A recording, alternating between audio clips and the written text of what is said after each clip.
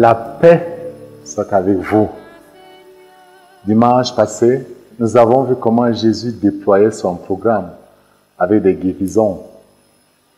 Nous continuons dans le même sillage aujourd'hui, mais avec une guérison spécifique, la guérison d'un lépreux.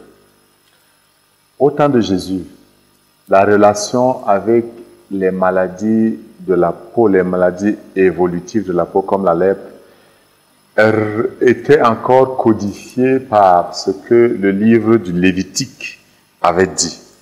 Le livre du Lévitique disait que si quelqu'un parmi les fils d'Israël était malade d'une telle maladie, on devait l'amener chez un prêtre. Le lépreux atteint d'une tache portera des vêtements déchirés et des cheveux en désordre. Il couvrira le haut du visage jusqu'aux lèvres et il criera impur, impur. Tant qu'il gardera cette tache, il sera vraiment impur. C'est pourquoi il habitera à l'écart. Son habitation sera hors du camp. Alors Jésus rencontre un lépreux qui vient vers lui.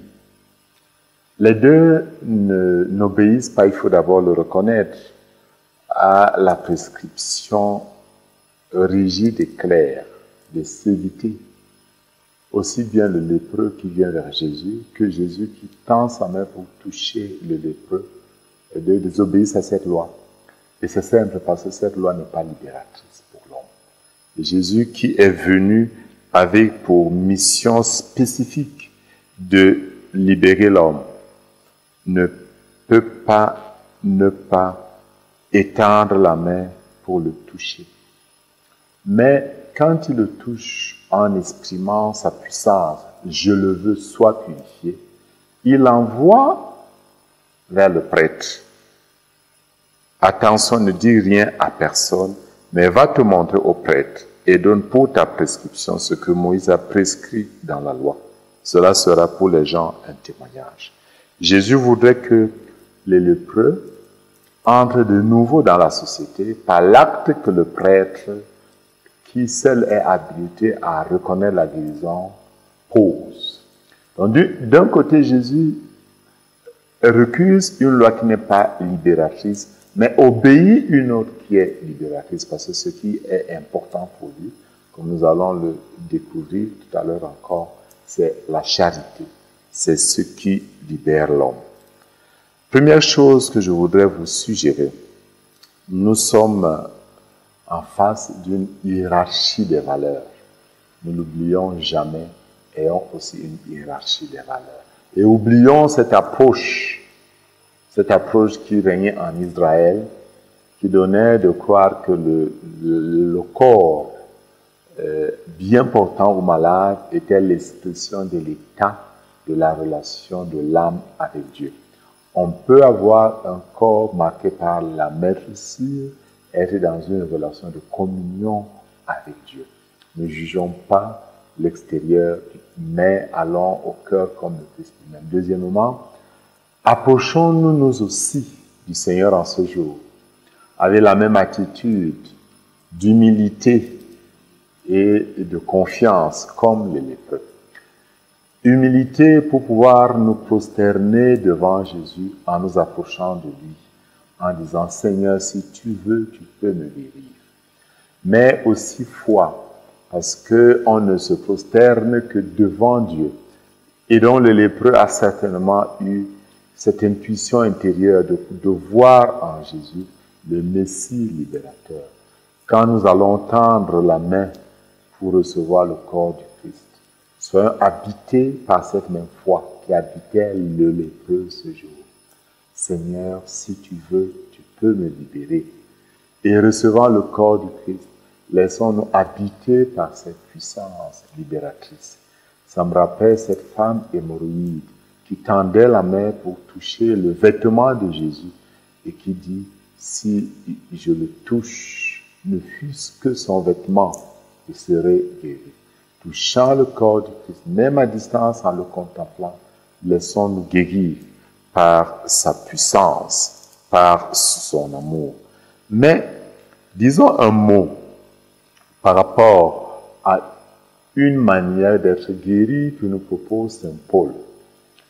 Saint Paul, dans la deuxième lecture que nous avons lue, qui fait référence à cette pratique de consommer les idolites, les viandes sacrifiées aux idoles, dit qu'on peut les consommer, il n'y a pas d'idole, il n'y a qu'un seul Dieu, il n'y a pas de Dieu.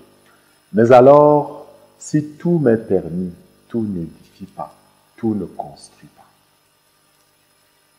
Dans la hiérarchie des valeurs, Saint Paul met au-dessus de tous, comme perfection, la charité. Et il insiste sur la construction de la communauté ecclésiale. Nous avons des lèpres qui nous poussent à détruire la communauté. Et agissons, parlons, réagissons, toujours en regardant cette perspective. Mon agir, ce que je dis, ce que je fais ou ce que je ne fais pas, est-ce pour la construction, pour l'édification de la communauté? Même si je suis libre en tout, même si tout m'est permis, je chercherai toujours ce qui est pour le bien de la communauté. Tout est permis, mais tout n'édifie pas. Tout est permis, mais tout ne construit pas. Rappelons-nous cette règle d'or. Accueillons ceux qui nous sont présentés sans mépris.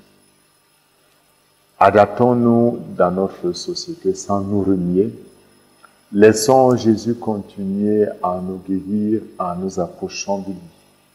Et guérissons surtout de la lèpre de ce qui ne construit pas nos communautés, dans ce que nous faisons, dans ce que nous disons, dans ce que nous concevons. Oublions-nous nous-mêmes. Si le lépreux était exclu, parce que dans la conception juive de l'époque, le bien de la communauté était bien au-delà du bien individuel. Nos sociétés meurent à cause de la recherche du bonheur personnel, du plaisir personnel, de l'intérêt personnel et non de l'intérêt de la communauté. Puisse l'Esprit Saint nous guérir des lèpres qui détruisent nos communautés en ces jours. Nous avons ces régionales qui viennent d'être constituées. Nous avons toute la décentralisation qui a pour objectif d'apporter le bien au niveau de la base. Que le Seigneur inspire tous ceux qui ont ces responsabilités pour que leur intérêt soit de lutter contre la lèpre qui appauvrit le peuple, qui meurtrit le peuple. Puissions-nous, chacun de nous à son niveau, être de ceux-là qui apportent la lumière de Jésus. Si tout nous est permis, tout n'édifie pas. Tendons la main pour nous laisser guérir par Jésus et soyons source de guérison, nous aussi, pour les autres. Et que Dieu, en ce saint jour, vous bénisse, vous comble de sa grâce, au nom du Père et du Fils et du Saint-Esprit. Amen.